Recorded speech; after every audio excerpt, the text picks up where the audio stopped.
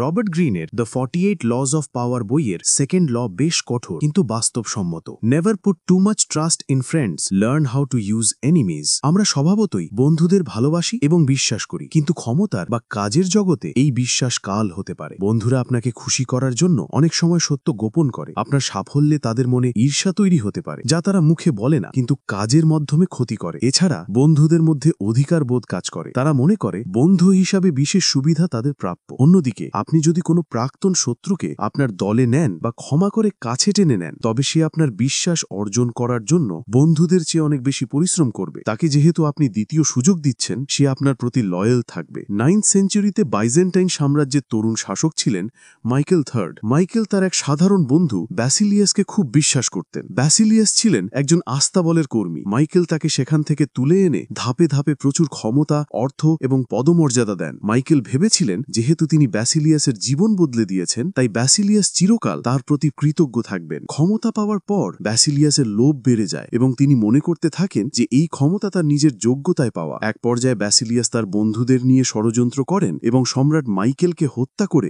নিজেই সিংহাসন দখল করেন। মাইকেল তার বন্ধুকে প্রয়োজনের চেয়ে অনেক বেশি বিশ্বাস করেছিলেন এবং তাকে এমন ক্ষমতা দিয়েছিলেন যা শেষ পর্যন্ত তার নিজের ধ্বংস ডেকে এনেছিল।